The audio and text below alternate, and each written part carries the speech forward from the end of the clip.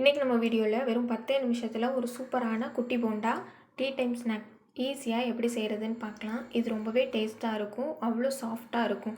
இப்போ இந்த போண்டா செய்கிறதுக்கு 1 கப் அளவுக்கு நான் மைதா மாவு எடுத்திருக்கேன். நீங்கள் கோதுமை மாவில் கூட இதை பண்ணலாம். இதே கப்லேயே எல்லா இன்க்ரீடியண்ட்டும் நம்ம அளந்துக்கலாம். 1/2 கப் அளவுக்கு கடலை மாவு, ஒரு 1/4 கப் அளவுக்கு அரிசி மாவு எடுத்துக்கலாம்.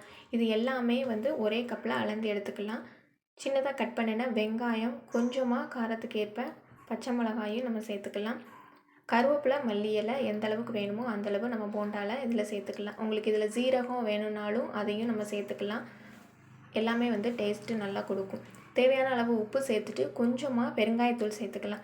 இப்போ இது எல்லாத்தையும் மிக்ஸ் பண்ணுறதுக்கு முன்னாடி ஒரு 1/4 கப் அளவுக்கு மட்டும் நம்ம தயிர் சேர்த்துக்கலாம். மைதா மாவுங்கிறதுனால நம்ம தயிர் சேர்த்துட்டு நல்லா இந்த அளவுக்கு கலந்து விட்டுறணும். கலந்ததுக்கப்புறமா நம்ம கொஞ்சம் கொஞ்சமாக தண்ணி சேர்த்து மாவை போண்டா பதத்துக்கு நம்ம பிசைஞ்சு எடுக்கணும். மாவு ரொம்ப கெட்டியாக இல்லாமல் ரொம்ப தண்ணியாக இல்லாமல் கொஞ்சம் கொஞ்சமாக நம்ம தண்ணி சேர்த்துட்டு பிசைஞ்சு எடுத்துக்கலாம்.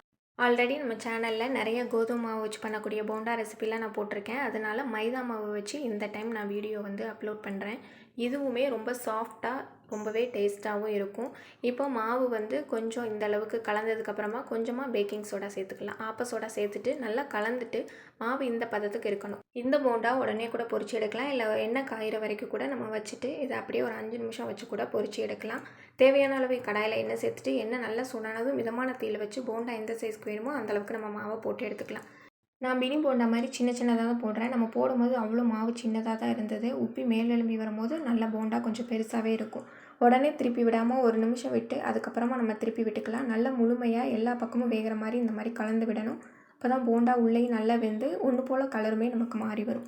டீ போடுற நேரத்தில் இந்த சூப்பரான போண்டா நம்ம செஞ்சிடலாம். இந்த போண்டாவை மைசூர் போண்டான்னு சொல்லுவாங்க. உள்ளே அவ்வளோ சாஃப்டாக பஞ்சு மாதிரி இருக்கும்.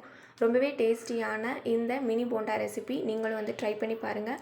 நான் உள்ளே எடுத்து காமிக்கிறேன். இந்த அளவுக்கு உள்ளே பஞ்சு மாதிரி ரொம்பவே சாஃப்டாக இருக்கும். 10 சாப்பிட்டாலும் பத்தாது, அவ்வளோ டேஸ்ட்டாக இருக்கும். நீங்களும் மறக்காமல் இந்த மினி போண்டா ரெசிபி ட்ரை பண்ணி பாருங்கள். இந்த வீடியோ உங்களுக்கு பிடிச்சிருந்தா மறக்காமல் உங்கள் ஃப்ரெண்ட்ஸ்க்கு ஷேர் பண்ணுங்கள்.